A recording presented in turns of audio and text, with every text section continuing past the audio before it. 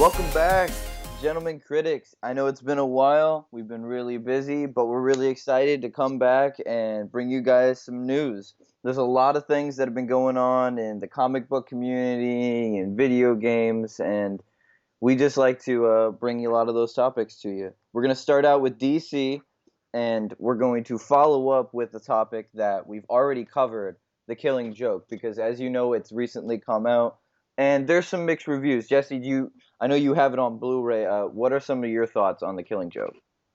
I thought the movie was all right. There's not much you can do adapting this thing to movie form. The graphic novel is very short. Mm-hmm. And, they had to add that little extra, whatever at the beginning with Batgirl and everything. Oh, God. We'll get to it. It was all right. I mean, it's not great. The whole movie itself. The only reason I felt like I needed to buy it on Blu-ray was because I own the graphic novel. And, it might be nice to watch it every once in a while. Alex, what did you think?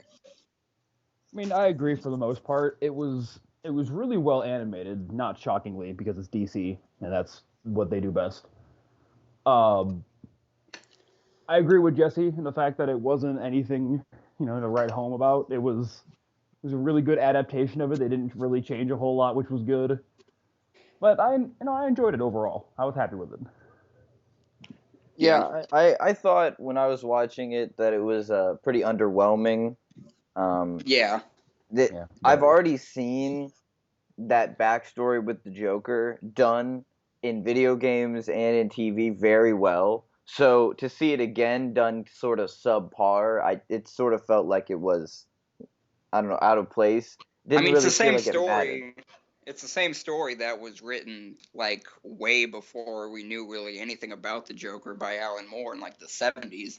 Mm-hmm. So, that's what you got to think about it. Like, this is before the Joker really changed forever. He was kind of a jokester back in the day and everything, pulling pranks. Mm-hmm. And this, it showed a different side to him, which I don't think a lot of people at the time knew at all. Well, I think the biggest problem that The Killing Joke had, it's dated. Its plot, it wasn't its movie itself, and it was dated, but it was more, I think, false advertising, because we all kind of came into it feeling like this is going to be a revival of Hamill and Conroy as the Joker and Batman, and it was going to significantly focus on them more.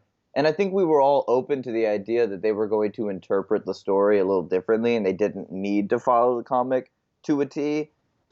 It was almost an exact recreation with maybe a couple different scenes in the end, except for that whole beginning scene, which, depending on who you are, it was needed or unneeded. Yeah, I personally didn't really care for the whole Batgirl, Batman, and Paris, France. It was all weird. I didn't hate it, but it wasn't that interesting. Ultimately, at the end of the day, I wasn't in it for Batgirl. No.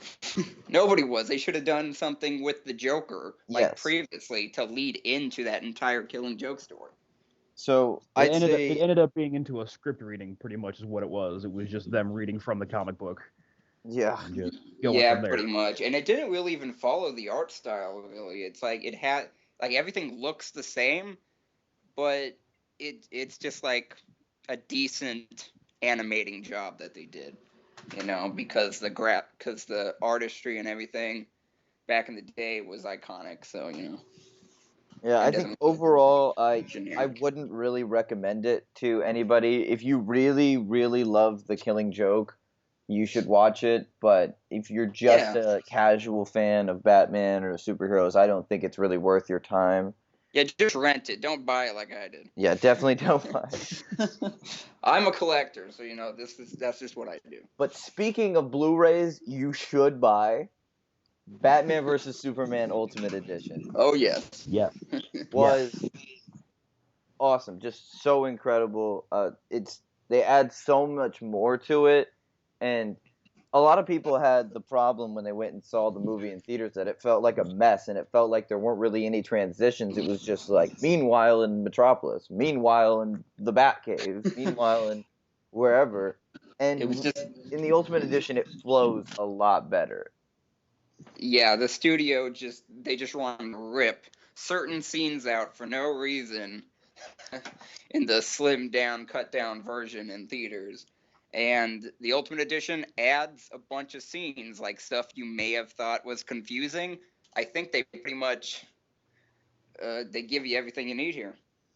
Really. Like Kyle said, the transitions in the movie itself are so much smoother, and you learn so much more about what's going on behind the scenes. And Yeah. I think that's important with this movie because so much happened from start to finish. Yeah. One thing they cut out a lot of plot details. That's something me and Kyle had noticed. A lot of plot details were cut out while a lot of action was kept. Yeah, one thing I want to note is that when I originally saw the movie, I was confused from the beginning scene. Everybody really just hated Superman for some, and we never really saw in the original version what happened. Really, we know he came down, people died, and but in the Ultimate Edition, it shows you that the guy with the flamethrower, which they show in the beginning of the Ultimate Edition, that was cut out. They show him torching people, and then when Superman flies and detonates those, they're not nukes, but whatever they are, he detonates them, and so they make it seem like he, because of doing that, killed all those people, which I had no idea when I originally saw it. So, Yeah, and then I the totally flames, agree. Yeah. Because when I first saw it, I had the exact same thought. Because he sort of flies down, and you knew people died, but he really just saved Lois. But for some reason, they're blaming Superman for all this death, and you're just like, what real death happened? We didn't see it except for him shooting a couple of guys, and why would they think by autopsy that Superman shot people? But when they show you the flamethrower, it sort of brings it all full circle, like, okay, so you could reasonably assume Superman, laser visioned these people. Yeah, it's just little things like that. They just willy-nilly took things out for no reason. My favorite scene that they added, which I think is probably most people's, was the Steppenwolf scene when he was explaining to Lex Luthor that Darkseid is coming and all that. Because it makes so much more sense why Lex Luthor is in prison being cocky why would you take Batman. that out? Yeah, it explains why he kind of has that mental break at the end of the movie when Batman leaves the cell. He's coming, he's hungry, blah blah blah blah. The bell cannot be unrung. The bell cannot be unrung. Ding ding ding ding. Ding ding. Still the worst part of that movie. Jesse, so good. Jesse loves. I don't. It was just Jesse's favorite part of the movie. It's oh my god, Lex Luthor is the best part of that movie. Screw Batman. Screw I Batman. I don't even care. Words I never thought I'd hear you say. Skinny Lex Luthor. That's what I'm talking about. The more times you watch it, you appreciate it more and more, Jesse. Oh yeah. Really? It just gets better. Now, speaking of new releases, the Comic-Con just happened, as I'm sure most people know, and they released a couple of the trailers for the big 3 CW superhero shows. Now, I'm not going to talk about Legends of Tomorrow very much, and really not that much on Arrow, but I would like to talk a lot on Flash because, as a lot of people probably have already read, at the end of Season 2, Barry started Flashpoint. So this whole season is going to be, dealing with Flashpoint and the fallout of that. And there's going to be a lot of ramifications. It's going to be really interesting to see, and how they played that out in the trailer was really, really cool. And the same with Arrow. They're sort of introducing new speedsters, and they're also introducing new heroes in Arrow. So this kind of season is going to be an introduction of new characters that we haven't really seen before. That's good. They're expanding on the universe a little bit as far as the TV shows go. Yeah, and I'm very excited because Wally West is finally going to run and be a speedster in this next season, and I'm very much looking forward to that. Plus, due to Flashpoint, there's been rumors that there might be some characters that are going to come back that have previously died in these series. And so that'll be interesting to see. I mean, there's so much you can do with Flashpoint. It's an alternate reality. So Flashpoint changes everything. That's the point of it. Now, the biggest news is that they're going to be introducing a new villain. He's existed in the comic books. It's Savitar, and he's from the future, and he is one of the fastest people Barry's ever had to face. Now he's I don't know an awful lot about him. He's never been one of the speedsters that I really was big into, but I know that he is a really, really intense connection to the Speed Force, so he's able to run through the Speed Force a lot more than most speedsters. Barry has to get to specific speeds or use the treadmill in order to go through time, where Savitar can literally just run to whatever time he wants within seconds. So That's crazy. It's going to be interesting to see how they deal with that, and how Savitar is kind of going to be running throughout this flashpoint, and how they bring it back full circle. Because the way they ended season 2 before Barry started Flashpoint, a lot of fans really, really liked it. And it was a really great ending. So Flashpoint's kind of coming. It's not really. It's hard to say that it's unwanted, but it came out of nowhere. So I'm hoping by the end of season 3, they sort of bring us back to the way things were at the end of season 2. Do you think with the introduction of, well, not the introduction, but the making Wally running, making him a speedster finally, do you think we should worry about Barry at all in the show? Not right now, but I think at some point, yeah. I think we should, for sure. That would be, I mean, we all know it happens. We all know that it's coming at some point in Flash's career. And as they already showed in the very first season of Flash, he disappears in the year 2020. So we don't know what that means. We don't know, what happens from there or anything like that. So it's going to be really interesting to see. It's something to look at for sure. And there's also, speaking of DC, there's also going to be a new villain on Arrow, and I don't really know anything about him. Nobody really does. He looks a lot like the Dark Archer. He looks like Malcolm Merlyn, but maybe this has something to do with Flashpoint. Maybe Malcolm Merlyn has his hand back, which would be very dangerous. So there's a lot that's going to be happening in this next season for the CW. So, and plus they have Supergirl now, and Superman's going to be making an appearance in the first couple episodes. Rumor is Metallo will be the villain that Superman's fighting. God, I hope so. It's going to be, it's going to be a good year, I think, for the CW. So it's something to look at.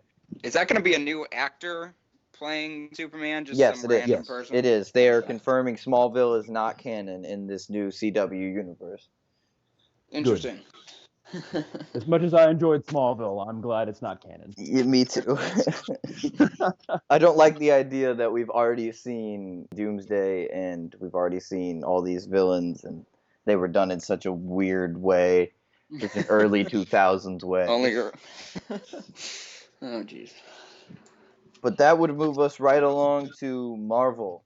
And there's a lot of big news coming from Marvel. The biggest news, which we'll start off with, is it's confirmed Brie Larson, the Academy Award-winning actress from the movie Room, has been cast as Miss Marvel. Jesse, what do you think about that? I don't know if I like it. She doesn't. One of the complaints I had earlier was that she was too skinny, but then I thought about Gal Gadot playing Wonder Woman, and I was like, that didn't affect her at all. Brie Larson is not really physically imposing. Mm-hmm. Really? Yeah. I don't know if she has the charisma, that I'm looking for in Captain Marvel. I don't know.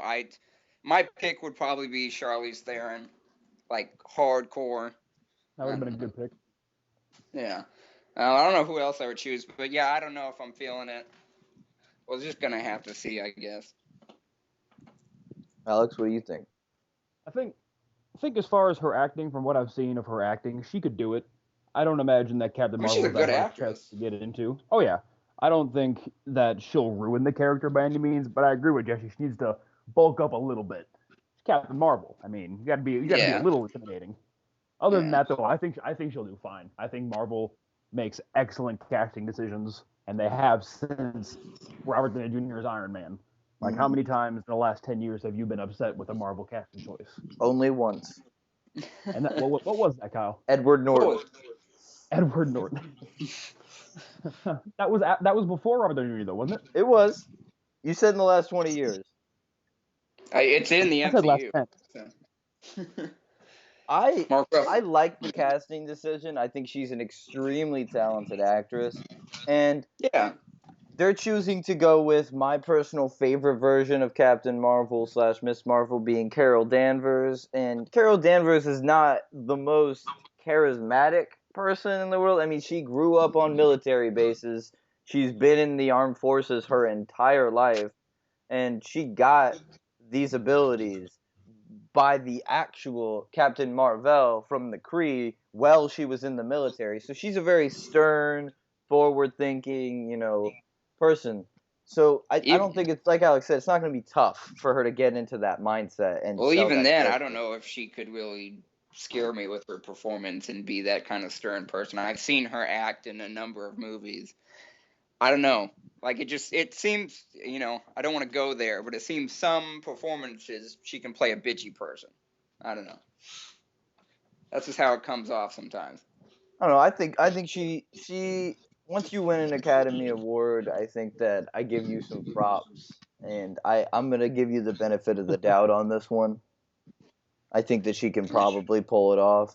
Now, I agree. I think Charlize Theron would have been a better choice, but we don't know what the behind the scenes were. Maybe she had other things that she was doing. Just because she was the person Marvel was looking at doesn't mean I think she she'd was be available. perfect.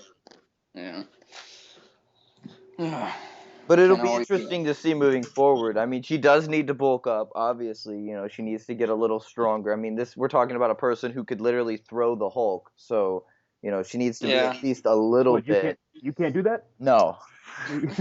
Like I said, that part's not really a big concern for me because Gal Gadot was still pretty skinny when she played Wonder Woman, and Wonder Woman is kind of a little bit beefier Amazon woman, So she's it's an like, Amazonian. She's huge. Yeah, Amazonian, Yeah, it'll be really interesting. I'm also very excited to see which costume they're gonna do since they're doing Carol Danvers and they're beginning the story, and the rumors are that Captain Marvel is going to be in the movie. Sort of make you think that it's going to be the traditional red, blue, yellow with the spiky hair. I hope so. Which I would love to see. But there are also other costumes that they can choose. Maybe the Mohawk would be a little too edgy for Marvel. No, that's the sequel. That's the sequel. And Brie Larson comes out with the Mohawk. I think they're gonna keep Brie Larson's hair the same as it is. Well, they gotta dye it. They gotta dye it pretty golden yellow. Yeah. So I don't know. It's gonna be really interesting. A lot of details are gonna be coming out in the next couple of years. So I'm very excited. She's a very key, pivotal member of the Avengers. So once they have her in their ranks, she can hang with the best of them in terms of strength, like Hulk and Thor. So we're gonna need it in Infinity War. Yeah, we're gonna need it. So yes, we're gonna need it. We could bust arms dealers on a live-long basis, but that's the end game right there. Yes. Thanos is coming. The bell can't be unrung. Ding ding ding ding ding ding ding. That would bring us to the next topic, which is the Netflix Marvel shows. And as most people know, Iron Fist is going to be coming out, and they have Sir Loras from Game of Thrones. Yeah. Since he doesn't have a job anymore. Yeah, he's had a little bit of a rough patch on the show recently. It's gonna be really interesting. I've read a lot of controversy, a lot of people on the internet who don't take the time to actually look up who Iron Fist is. They just know that he was trained in Southeast Asia, so they assume that's all you need to know. Kyle, why don't you answer the golden question? Who is Danny Rand? Danny Rand is a billionaire who lost his parents and then went and trained in a secret magical place in China called Kunlun. Interesting. and he fought a dragon, and he gained the Iron Fist. Jesse Very did that interesting. a couple years ago. Yeah. Oh, 2 dragons actually. What Yeah. you? I went to Asia. I went to North Korea. You know, it was great. I believe the dragon's name was Xiao Lao. I believe Xiao Lao. Xiao You Lao. fought 2 North Korean Did dragons. he train with Is that what Jackie happened? Chan?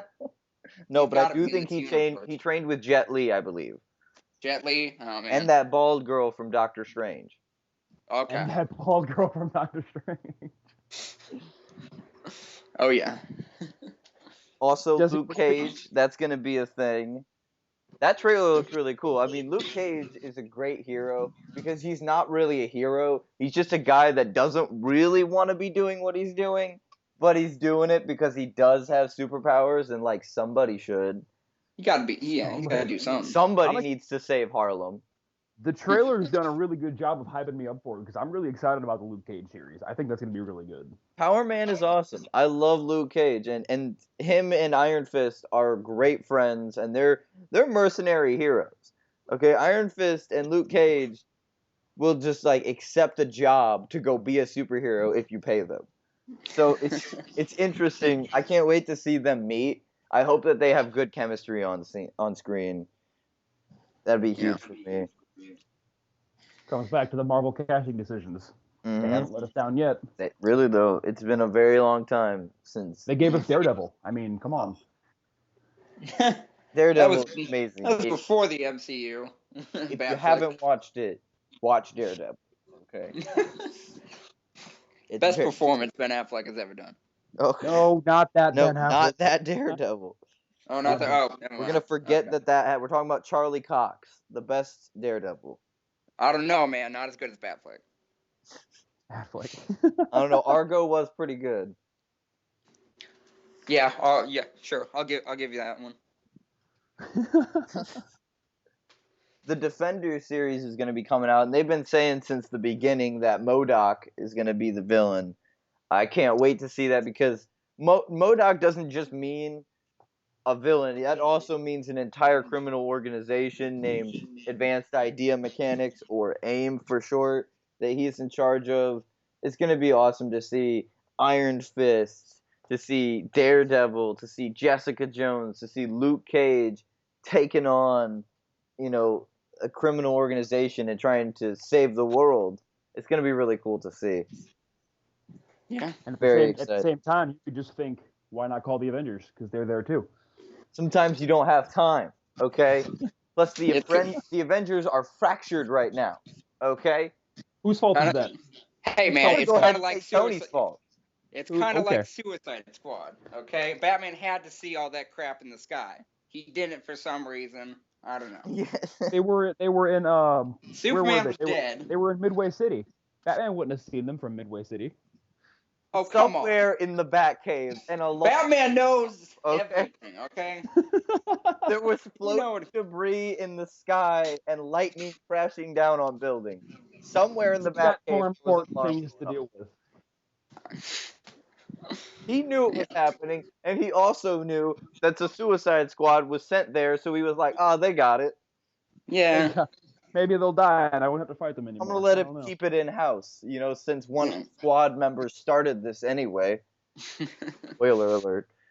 Yeah. Really though, let's just blame Amanda Waller and move on. That's it. It's Yeah. all her It's her fault. fault. Like, she is so badass, yet she also is just so bad at ruining things. So So Ben bad. Affleck just had to give her a stern talking to at the very end of the film. next time you It's need like you help, better stop. Don't do it or again. my friends will have it. You better stop, or my friends will put an end to it. Oh, the friends that I just gave you the dossiers on? Yeah, the friends you Those haven't guys, talked to you yet. don't even know them. You mean the one girl that you've met and the Superman that died? Yeah, I mean, I don't see her here at this meeting right now. I think Ben Affleck needs help making friends. Okay, not What? just Because not he's just suing- yeah. he's suing Miller. He's because not he's doing a suing good job Batarang right at Ezra now. Miller? Is that Yeah, that's not a great way. That's not good. what would have happened if Ezra Miller wasn't the Flash and it just like hit him dead center in the forehead and killed him? I think it would have What killed. would have been? What would Bruce Wayne have done? What would he have done? Well, I mean, Not like didn't he you hasn't see those killed tapes before. before though? Like, yeah, doesn't but he I'm know just for saying. sure that is the Flash now? Batman doesn't make But the- mistakes. For the sake of the Yeah, joke, mistake. what if he accidentally killed Barry Allen and it wasn't the Flash? Very interesting. I would be very upset with that Comic-Con trailer. I really would. It just like hits him in the face. Just hits him right in the Just face. kills him. On the spot. Like, oh, okay. Well, damn. Oh, man. So that was just a joke then? Is there a new Flash coming on the scene? Yeah, it's gonna be Wally. Yeah, they introduced Wally. Yeah, Barry died. Batman killed him on accident. Ooh. Now, there's also rumors that Kyle Chandler, Coach from Friday Night Lights, is rumors to be Deadpool's sidekick Cable. Now, I know you guys don't really care for this. I've watched all of Friday Night Lights. I think that he's a good actor.